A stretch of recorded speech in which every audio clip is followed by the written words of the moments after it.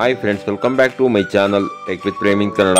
Friends, Karnataka ಆಹಾರ ಮತ್ತು ನಾಗರಿಕ ಸರಬರಾಜು ಇಲಾಖೆಗೆ ಯಾರ್ಯಾರು ಹೊಸ BPL ರೇಷನ್ ಕಾರ್ಡ್ಗೆ ಅರ್ಜಿ ಸಲ್ಲಿಸಿದ್ದೀರಿ ಸಾರ್ವಜನಿಕರು, ಅಂಥವರಿಗೆ ಇದೊಂದು ಭರ್ಜರಿ ಗುಡ್ ನ್ಯೂಸ್ ಆಗಿರುತ್ತದೆ.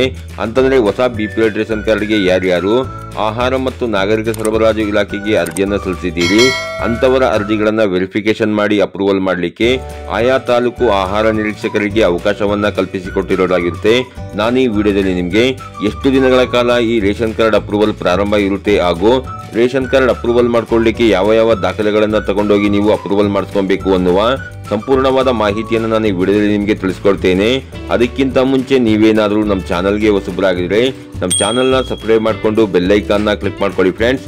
ನಾವು ಹಾಕೋ ಮುಂದಿನ ವಿಡಿಯೋದ ನೋಟಿಫಿಕೇಶನ್ ನಿಮಗೆ ಆ ತಕ್ಷಣ ಬಂದು ಸಿಗುತ್ತೆ ಫ್ರೆಂಡ್ಸ್. ಮೊದಲನೇದಾಗಿ ನೀವು ಹೊಸ BPL ರೇಷನ್ ಕಾರ್ಡ್ಗೆ ಆನ್ಲೈನ್ ಮುಖಾಂತರ ಅರ್ಜಿ ಸಲ್ಲಿಸುವ ಸಮಯದಲ್ಲಿ ಸರ್ಕಾರವು ಹೊಸ BPL ರೇಷನ್ ಕಾರ್ಡ್ ಪಡ್ಕೊಳ್ಳಿಕ್ಕೆ ನಿಗದಿಪಡಿಸಿರುವಂತಹ ಮಾನದಂಡಗಳಿಗೆ ಅನುಗುಣವಾಗಿ ನೀವು ದಾಖಲೆಗಳನ್ನು ಆನ್ಲೈನ್ ಮುಖಾಂತರ ಅಪ್ಲೋಡ್ ಮಾಡಿ ಅದರ ಹಾರ್ಡ್ ಕಾಪೀಸ್ ಅನ್ನ ಮತ್ತು ಆನ್ಲೈನ್ ಮುಖಾಂತರ ನೀವೇನು ಅರ್ಜಿ ಸಲ್ಲಿಸುವ ಸಮಯದಲ್ಲಿ ನಿಮಗೆ ಅಂಗಡಿಯವರು ನೀಡಿರ್ತಾರೆ ಅಕ್ನಾಲೆಜ್ಮೆಂಟ್ ಸ್ಲಿಪ್, ಅದನ್ನ ನೀವು ನಿಮ್ಮ ತಾಲೂಕು ಫುಡ್ ಆಫೀಸರ್ಗೆ ತಲುಪಿಸಿದ್ರೆ ನೀವು ಸಲ್ಲಿಸಿರುವಂತಹ ಎಲ್ಲಾ ಡಾಕ್ಯುಮೆಂಟ್ಗಳು ಕರೆಕ್ಟ್ ಆಗಿತ್ತು ಅಂತಂದ್ರೆ ನಿಮ್ಮ ಅರ್ಜಿಯನ್ನ ಖಂಡಿತವಾಗಿ ಅವರು ಅಪ್ರೂವಲ್ ಮಾಡ್ತಾರೆ.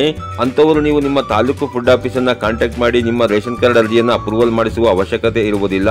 ನೀವೇನಾದ್ರೂ ಹೊಸ BPL ರೇಷನ್ ಕಾರ್ಡ್ಗೆ ಆನ್ಲೈನ್ ಮುಖಾಂತರ ಅರ್ಜಿ ಸಲ್ಲಿಸಿ ಅಪ್ಲಿಕೇಶನ್ ಹಾಕಿರುವಂತಹ ಅಕ್ನಾಲೆಜ್ಮೆಂಟ್ ಸ್ಲಿಪ್ ಮತ್ತು ಎಲ್ಲಾ ದಾಖಲೆಗಳ ಹಾರ್ಡ್ ಕಾಪೀಸ್ ಜೆರಾಕ್ಸ್ ಅನ್ನ ನೀವೇನಾದ್ರೂ ನಿಮ್ಮ ತಾಲೂಕು ಫುಡ್ ಆಫೀಸ್ಗೆ ತಲುಪಿಸಿಲ್ಲ ಅಂತಂದ್ರೆ ನೀವು ಆನ್ಲೈನ್ ಮುಖಾಂತರ ಅರ್ಜಿ ಸಲ್ಲಿಸಿರುವಂತಹ ಅಕ್ನಾಲೆಜ್ಮೆಂಟ್ ಸ್ಲಿಪ್ ಮತ್ತು ಕುಟುಂಬ ಸದಸ್ಯರೆಲ್ಲರ ಆಧಾರ್ ಕಾರ್ಡ್, ಕುಟುಂಬದ ಆದಾಯ 1,20,000ಕ್ಕಿಂತ ಕಮ್ಮಿ ಇರುವಂತಹ ಆದಾಯ ದೃಢೀಕರಣ ಪತ್ರ, ಜಾತಿ ಪ್ರಮಾಣ ಪತ್ರ, ಕುಟುಂಬ ಸದಸ್ಯರ ವೋಟರ್ ID ಅವೈಲೇಬಲ್ ಇದ್ರೆ ವೋಟರ್ ID ನ ತಗೊಂಡೋಗ್ಬೇಕಾಗುತ್ತೆ.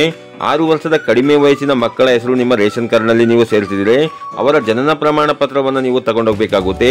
ವಾಸ ದೃಢೀಕರಣ ಪತ್ರ ತಗೊಂಡೋಗ್ಬೇಕಾಗುತ್ತೆ. ಬಾಡಿಗೆ ಮನೆಯಲ್ಲಿ ನೀವೇನಾದರೂ ವಾಸವಾಗಿದ್ರೆ ಮನೆ ಬಾಡಿಗೆ ಒಪ್ಪಂದ ಪ್ರಮಾಣ ಪತ್ರದ ಒರಿಜಿನಲ್ ಡಾಕ್ಯುಮೆಂಟ್ ಗಳನ್ನೆಲ್ಲ ನೀವು ಇಟ್ಕೊಂಡು ಅದರ ಜೊತೆ ಒಂದು ಸೆಟ್ ಎಲ್ಲಾ ದಾಖಲೆಗಳ ಜೆರಾಕ್ಸ್ ಅನ್ನ ಇಟ್ಕೊಂಡು ನೀವು ನಿಮ್ಮ ತಾಲೂಕು ಫುಡ್ ಆಫೀಸ್ ಅನ್ನ ಕಾಂಟ್ಯಾಕ್ಟ್ ಮಾಡಿ ಫುಡ್ ಆಫೀಸರ್ ಹತ್ರ ನೀವು ಈ ದಾಖಲೆಗಳ ಜೆರಾಕ್ಸ್ ಅನ್ನ ಕೊಟ್ಟು ಅವರ ಬಳಿ ವೆರಿಫಿಕೇಶನ್ ಮಾಡಿಕೊಂಡು ರೇಷನ್ ಕಾರ್ಡ್ ಅನ್ನ ಅಪ್ರೂವಲ್ ನ ಮಾಡಿಸ್ಕೊಬೇಕಾಗಿರುತ್ತೆ ಫ್ರೆಂಡ್ಸ್.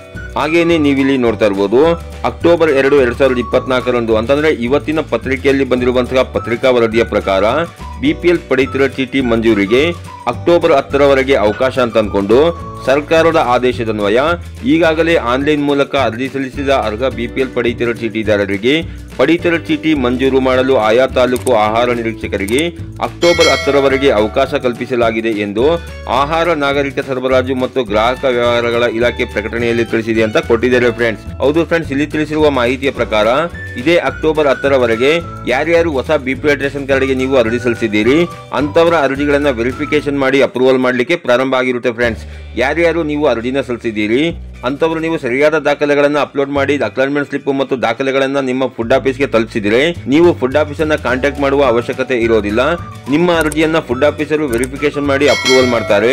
ಆದರೆ ಯಾರ್ಯಾರು ಆನ್ಲೈನ್ ಮುಖಾಂತರ ಅರ್ಜಿ ಸಲ್ಲಿಸಿ ನೀವು ಅಕ್ನಾಲೆಜ್ಮೆಂಟ್ ಸ್ಲಿಪ್ ಮತ್ತು ನಿಮ್ಮ ದಾಖಲೆಗಳ ಜೆರಾಕ್ಸ್ ಅನ್ನ ನೀವು ನಿಮ್ಮ ಫುಡ್ ಆಫೀಸ್ಗೆ ತಲುಪಿಸಿಲ್ಲ ಅಂತವರು ನಾನು ತಿಳಿಸಿರುವಂತಹ ಈ ಎಲ್ಲಾ ದಾಖಲೆಗಳನ್ನ ತಗೊಂಡೋಗಿ ನೀವು ಫುಡ್ ಆಫೀಸ್ ಅನ್ನ ಕಾಂಟ್ಯಾಕ್ಟ್ ಮಾಡಿ ಫುಡ್ ಆಫೀಸರ್ ಹತ್ರ ಅಪ್ರೂವಲ್ ನ ಮಾಡಿಸ್ಕೊಬೇಕಾಗಿರುತ್ತೆ ಫ್ರೆಂಡ್ಸ್.